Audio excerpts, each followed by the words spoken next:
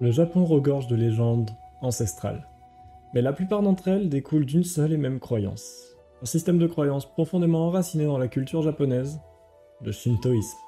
Préparez-vous à plonger avec moi dans l'histoire fascinante du shintoïsme, comprendre ses origines, l'influence qu'il a eue sur le Japon d'antan et présent, et surtout à découvrir le deuxième pilier de la croyance japonaise. Vous êtes prêts? C'est parti! Chapitre 1: Les origines et la philosophie du shintoïsme. Imaginez-vous marcher seul dans une forêt dense au petit matin. L'air est frais, chargé d'humidité. Autour de vous, les arbres semblent vivants. Pas seulement en tant qu'êtres biologiques, mais comme s'ils étaient habités. Que chaque tronc, chaque branche, chaque feuille abritait une présence, un esprit, un souffle ancien. C'est exactement ça, le cœur du shintoïsme. Le mot Shinto signifie littéralement la voix des kami. Les kami sont les divinités du shintoïsme. Ce sont de petites créatures invisibles qui habitent chaque chose qui nous entoure, aussi bien un arbre, qu'une branche, qu'un caillou, ou même qu'un bol de riz. Tout est sacré, et tout peut être porteur d'un esprit. Il faut donc tout respecter. Mais attention, le mot Dieu n'est pas à prendre au sens occidental du terme, mais bien au sens japonais. Ici on parle de force de la nature ou de l'esprit des ancêtres. Et parfois ces forces peuvent être bienveillantes et bien intentionnées, comme elles peuvent être colériques et mauvaises. Les premières formes de cette croyance remontent à l'ère Jōmon, il y a plus de 10 000 ans. À cette époque, les Japonais vivaient en symbiose avec leur environnement. Chaque montagne était protecteur, chaque rivière était nourricière. Les rituels étaient simples mais profondément significatifs. Offrir du riz, de la nourriture ou des objets artisanaux aux esprits de la nature, pour les remercier, ou pour se faire pardonner. Et ce qui est fascinant, c'est que cette relation avec la nature a perduré. Aujourd'hui encore, on trouve des sanctuaires shinto nichés au pied des montagnes, comme à leur sommet, ou bien au bord des falaises ou au bord des rivières, ou dans les quartiers les plus modernes de Tokyo. Comme un petit rappel que même dans un monde saturé d'informations et de technologies, les anciens esprits sont toujours là, toujours présents. L'un des symboles les plus iconiques du Japon reste le torii, cette porte rouge en bois, qui signifie l'entrée dans le royaume divin. Quand on franchit cette porte, on quitte le monde profane pour rentrer dans celui des kami. C'est un peu comme si ça nous obligeait à ralentir et à admirer et surtout ressentir la spiritualité du moment. Mais comme je vous l'ai dit, quand on franchit cette porte, on atteint le monde de la divinité, le monde des kami, et autrement dit, il faut laisser toutes les impuretés du monde profane derrière nous. Et quand je dis ça, je ne parle pas d'impureté morale, je parle d'impureté spirituelle. On laisse derrière nous les problèmes du monde des mortels pour apprécier la spiritualité divine. Avant d'entrer dans un sanctuaire, on se purifie les mains et la bouche avec de l'eau. Pourquoi? Parce qu'on considère que le monde extérieur, les soucis, les tensions, les émotions négatives, tout ça salit un peu l'âme. Le rituel de purification, le misoji, permet de se recentrer, de se présenter au kami dans un état plus serein, plus respectueux. Le shintoïsme n'est pas seulement discret et contemplatif.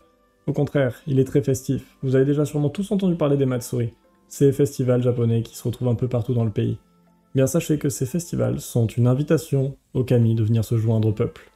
Parce que oui, au Japon, contrairement à l'Occident, on fête les divinités. On mange, on boit, on chante, on danse. On les célèbre. Et surtout, on fait tout ça sans les craindre. Chapitre 2: L'histoire et l'évolution du shintoïsme. Ce qui est fascinant avec le shintoïsme, c'est que c'est loin d'être une religion qui est restée figée dans son temps. Au contraire, elle a continuellement évolué avec l'histoire du Japon. C'est un peu comme un cours d'eau, une rivière qui suit les formes de la terre. Et pour comprendre tout ça, il faut y plonger. Plonger dans l'histoire du Japon, en remontant un petit peu dans le passé. Commençons par l'époque Heian. Souvent considérée comme l'âge d'or de la culture japonaise classique, c'est à cette époque que l'identité impériale va se sacraliser. L'empereur est vu non pas comme un simple souverain, mais comme un être divin, un descendant direct d'Amaterasu, la déesse du soleil. La mythologie raconte qu'Amaterasu a transmis 3 objets sacrés à ses descendants pour légitimer leur pouvoir. Un miroir, une épée et un joyau. Ces objets, qu'on appelle aujourd'hui les 3 trésors sacrés du Japon, sont toujours conservés dans des lieux secrets. Le miroir, symbole de sagesse et de vérité, est notamment conservé au sanctuaire d'Ise. Et c'est pas anodin, c'est un peu comme si le cœur spirituel du pays battait là-bas. Mais comme on l'a vu dans la vidéo sur le bouddhisme, l'autre pilier de la croyance japonaise, je vous mets d'ailleurs le lien dans la description si vous voulez aller voir ça, ce dernier a pris une ampleur énorme pendant l'ère Edo. On a vu des écoles ou des temples très puissants émerger au sein du Japon. Pendant que le shintoïsme, lui, était un peu mis en retrait. Et s'il y a bien une chose qui est sûre, c'est qu'il n'a jamais disparu. Puis vient le 19e siècle. Le Japon entre dans l'ère Meiji. Et là, tout change. L'archipel s'ouvre au monde après 2 siècles d'isolement. Et l'élite décide de moderniser le pays à marche forcée. Mais pour unifier la nation autour d'une identité forte, il fallait plus qu'un développement industriel. Il fallait une idéologie. Et c'est là que le shintoïsme va être instrumentalisé. On instaure ce qu'on appelle le shintoïsme d'État. L'empereur est à nouveau sacralisé, les sanctuaires shinto sont placés sous le contrôle de l'État, et les rituels deviennent obligatoires dans les écoles. Le message est clair. Le Japon est une nation divine. Et l'empereur est le garant de cette divinité. Mais quelques années plus tard, après la Seconde Guerre mondiale et la défaite du Japon en 1945, les choses basculent de nouveau. Sous l'occupation américaine, le général MacArthur impose des réformes radicales. L'empereur Hirohito est contraint de renoncer publiquement à son statut divin. Un choc pour les Japonais. Pour la première fois de l'histoire du Japon, l'empereur n'est plus une figure sacrée, mais un symbole de l'État. Le shintoïsme d'État est aboli, et les sanctuaires redeviennent des lieux de culte indépendants. Depuis, le shintoïsme est redevenu ce qu'il était à son essence, une croyance près des gens et de la nature.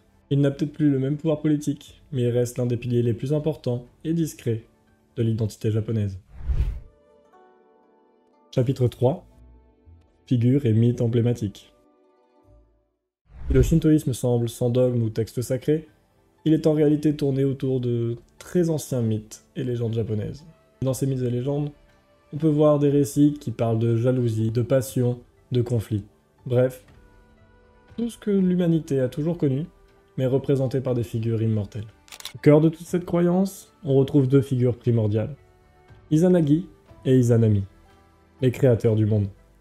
Ils sont chargés de faire naître les îles du Japon en agitant une lance céleste dans les eaux chaotiques. De leur union naît un panthéon foisonnant, dont Amaterasu, la déesse du soleil, Tsukuyomi, le dieu de la lune, et Susanoo, le dieu des tempêtes.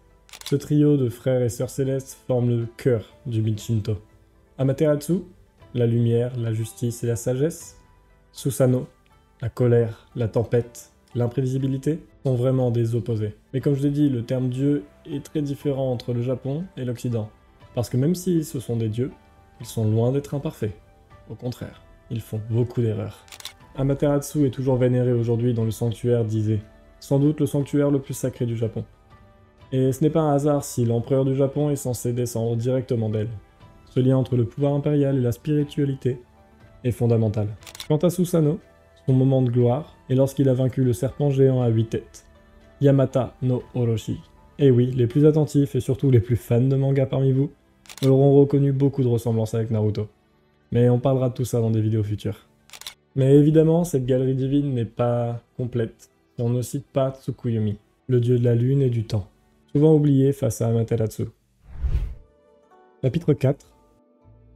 Les rituels et les sanctuaires. Si les kami sont partout autour de nous, alors le lien avec eux doit être entretenu, célébré, fêté. Et c'est là qu'interviennent les rituels shinto. Parce que, contrairement à ce qu'on pourrait croire, le shintoïsme n'est pas centré sur les prières ou la croyance. Non, c'est une religion qui se pratique. Des gestes précis et des moments de connexion avec l'invisible. Chaque visite dans un sanctuaire commence par un rituel de purification. On se rince les mains et la bouche à l'aide d'une louche en bois, dans un petit bassin d'eau pure appelé Temizuya. Ce geste simple, mais symbolique, vise à se débarrasser des impuretés, ce qu'on appelle les kegare. Les prêtres, ou plutôt les kanushi, jouent ici un rôle fondamental. Ils organisent les rites, présentent les offrandes aux kami, récitent les prières appelées les norito, souvent en ancien japonais presque chanté. Et parfois, dans certaines cérémonies, ils se mettent même à danser pour les kami. Ce sont les danses kagura, considérées comme un acte sacré envers les dieux. Chapitre 5. L'impact du shintoïsme sur le Japon. Le shintoïsme n'est pas une croyance ancienne enfermée dans ses temples, dans ses mythes. Bien au contraire, c'est une croyance qui a évolué avec son temps et avec sa population. Elle fait dorénavant partie du quotidien des Japonais, même ceux qui ne sont pas forcément pratiquants. Parce que oui, au Japon, on peut à la fois être athée, bouddhiste et shinto. Et ça ne pose aucun problème, parce qu'en fait, c'est plus une façon de vivre et une philosophie qu'une religion à proprement parler. Pourquoi? Parce que le shintoïsme véhicule des valeurs. La pureté, l'harmonie et le respect des cycles naturels. Et ces valeurs imprègnent l'éducation, la politesse et la manière d'aménager une maison ou un jardin au Japon. Et à chaque début d'année, des millions de personnes font le Hatsumode, la première visite au sanctuaire, pour demander chance et protection pour toute l'année. Le respect de la nature, lui, s'exprime aujourd'hui dans l'architecture ou le design, comme avec les jardins japonais ou le wabi-sabi, qui est le fait de trouver de la beauté dans l'imperfection. Tous sont imprégnés de cet esprit shinto, que la nature est loin d'être quelque chose qu'il faut dominer et conquérir, mais plutôt quelque chose avec laquelle il faut fusionner et être en équilibre. Conclusion. L'esprit du shintoïsme. Le shintoïsme n'est pas seulement une religion, c'est une manière d'être, une manière de vivre et une manière d'apprécier la nature et le monde qui nous entoure différemment. On a peut-être beaucoup à apprendre de ça. Une façon de voir les choses où chaque élément de la nature est une vie et mérite le respect. Et vous, dites-moi, qu'est-ce que vous pensez du shintoïsme? Dites-moi tout ça dans les commentaires, pensez à vous abonner, activez la cloche et aimez la vidéo si elle vous a plu. Sur ce, moi je vous dis à plus dans une prochaine. Ciao.